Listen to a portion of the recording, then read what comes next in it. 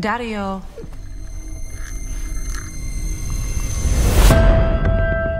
Přivezli ji sem asi před 5 dny a sami si s ní nevíme rady.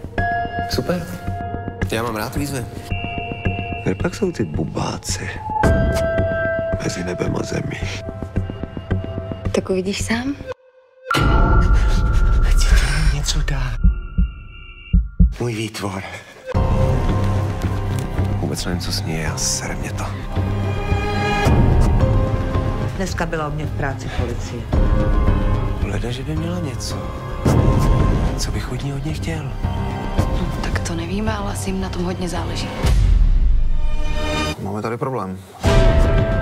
Ty máš u sebe nějaký kus počmáranýho papíru, který někde hodně stojí.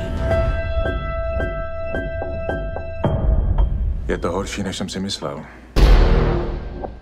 No a co teda? To se posereš.